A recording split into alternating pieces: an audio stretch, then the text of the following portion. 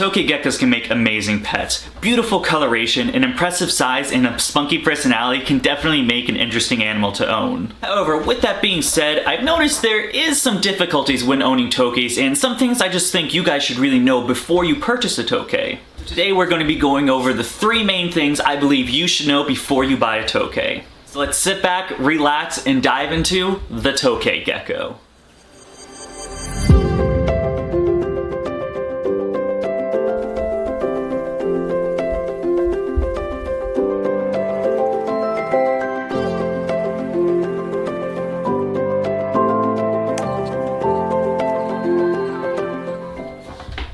So the main reason why I'm making this video is actually for the customers that are interested in purchasing my CB Tokay geckos. I just want to make sure, clear up any misconceptions that one might have when purchasing a CB animal, and then really just some of the things that goes when you're purchasing a Tokay.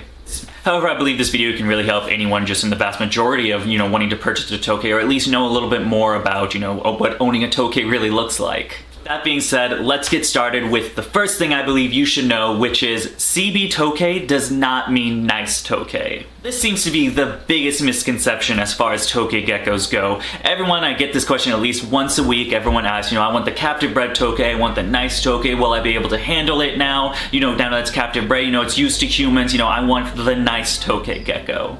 And well, I'm sorry to burst your guys' bubble, but Captive-Bred does not mean nice, unfortunately. A perfect example is actually watching my last video that I made, and when I was actually moving all of my Tokay geckos from one enclosure to the next. I'll post it right here if you guys are interested. I have a multitude of Captive-Bred Tokays and a multitude of import Tokays, and you can see in the video they all act the same. Jumpy, flighty, and bitey for the most part, but after you get them out, they calm down. Honestly, if I didn't say in the video which were Captive-Bred and which were imports, I don't believe anyone could guess, which is which just because of the way they act. And I know at this point, you're asking yourself, well, Dakota, why am I purchasing, a $70 to $100 Captive-Bred Tokay if it's just gonna act the same as an import and I can save money and just buy a $15 one, at Expos or something?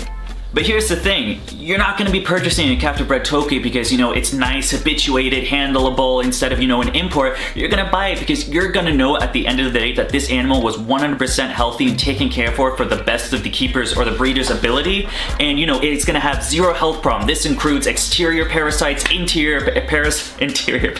It's not going to have any parasites, not going to be ticks. You're going to actually know what the health of the animal was instead of getting some adult at some random age you don't know about. I mean, I've had animals that I bought wild caught that looked completely healthy that then died on me like 2 days later. I've bought in Tokay geckos where 24 hours later I come back and the animal's dead. And that really sucks, It's not about the money. Like, yeah, sure, I didn't spend, $100, I only spent 15 bucks. Oh, it's not my loss. And that's not really it, man. I bought an animal home that I was really excited about. It was a beautiful animal that was going to be great in breeding projects, and literally I put it in the quarantine setup and 1 day later it died. That is something that you really don't want to happen. It's such a heartbreaking and sad thing, and it can be avoided. Those reasons alone, that's why you should be getting Captive-Bred, just because you are going to have a lot less problems with dealing with acclimating any parasite load. You're going to know that animal is 100% healthy and will live a fulfilling long life as long as it's properly taken care of. But moving on, let's get into number 2, not all Tokays can be handled. Again, going back to that Captive-Bred versus import, I have imports that are totally easy with handling. It doesn't take me long to get out of the enclosure and they calm down. I have Captive-Bred where it's easy, and then I have both import and Captive-Breds that just really do not want to be handled. It just comes down to the personal gecko and how it feels, what it does. Some geckos are really easy to tame down, some take a long time to tame down, and some just never calm down. I have geckos where, they're totally fine with me, they're out in the enclosure, they see me and they're totally fine, and I have geckos that as soon as they hear that gate swing open when I'm in the hallway moving into the reptile room, they duck and cover for the nearest hide. At the end of the day, it just kind of is what it is, not all Tokays are comfortable being handled and taken out. It is a huge stressor, it's really an unnecessary stressor. I do believe these guys just make better display animals. They're beautiful, they're an impressive size, and you put them in a nice PVC setup with some great lighting, a bioactive enclosure, they will make perfect display animals. And again, this isn't to say that, no Tokays are able to be handled. I mean, again, if you watch some of my Tokay videos, I handle quite a few of my Tokays. You saw,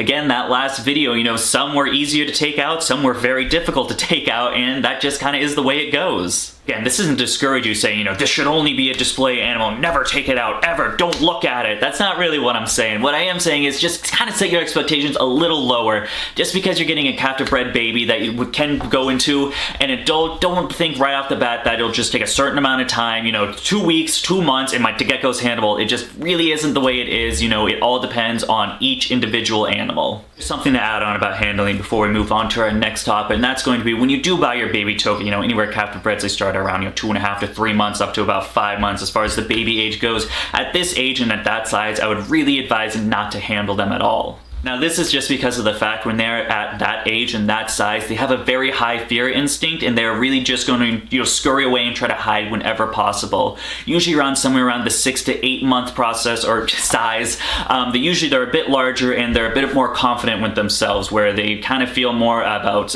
we'll say, defending their territory versus running away. You're going to see more barking and lunging versus just them scurrying away at the last second or really just trying to get away. And it's at that point when they're starting to feel more confident that you can really gain that gecko's trust and start trying to handle it or tame it down. But really at the less age, anywhere from 2 to 5 to even, or 2.5 to 5 months, I really advise not to. You can do other taming practices such as trying to hand feed, just making sure that the gecko's associating you with bringing food, things like that, really just providing everything it needs to grow and be healthy.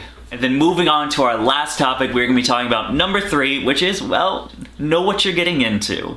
These geckos are really unlike any other, they require different care as far as, some of the New Caledonian species that people are used to owning. If anyone needs, just a care refresher or even just a care guide, I did make one, I'll post it right here, but they do need some separate things that really makes it a bit more tricky. This is going to be things like heating. Tokay geckos require some basking spots or at least higher ambient temperatures than you would find with some of the, cresties or gargoyle geckos. They're of course a larger species, and that's going to be a larger enclosure while also being arboreal, so it's not only going to need to be wide but also tall as well.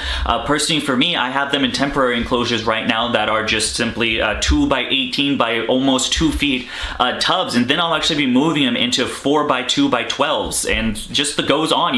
These guys need kind of large enclosures. And as far as noise goes, these guys do bark during mating season, especially the males. As far as volume goes for it, I don't believe it's too loud, although I live in a nice 1,500 square foot house, so they're all like on the other side of where my bedroom is, but I enjoy, I enjoy the little Tokay, it's cool. It's a cool noise to hear. If it's something where like it was in my bedroom and my bed's right next to it, it is loud enough to where it would wake you up, but it is kind of a fun noise to hear.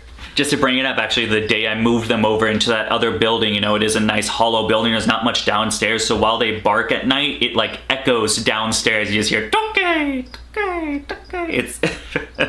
It's good stuff. It's fun. And there you have it, guys. 3 main things I think you should know before buying your Tokay. Now, we went over pretty much all the basics. CB Tokay does not always mean nice Tokay. Some Tokays just never calm down with handling. And then just a few tips and tricks, or just some things I think you guys should know before, what you're getting into when you're purchasing a Tokay gecko. If you are one of the guys that are interested in Tokay geckos and actually purchasing a CB or CBB animal from me, you can find me at DVCB Exotics on Facebook. I will be posting all available babies, which is 3 of them, so they are going to go pretty fast, but that's going to be on Saturday afternoon. However, just to know, these guys are actually it's going to be on hold with a deposit. I'm going to ask for 50% of the $75 that I'm asking for the animals. I'm still giving them a few weeks. They didn't just separate from their parents, so I'd like to give them a few weeks for them to acclimate to that setup, make sure acclimating away from the parents, eating healthy, not dropping any weight, things like that. I just want to make sure, I have the best thriving animal to give as far as to a customer. But like I said, you can check that out on Saturday, DVCB Exotics on Facebook. And then time for the outro. If you liked the video, please feel free to give us a thumbs up. If you want to see some more of my animals or my breeding products, you can follow me on Facebook and Instagram at DVCB Exotics. And other than that, guys, thank you for watching. I hope you have a great day.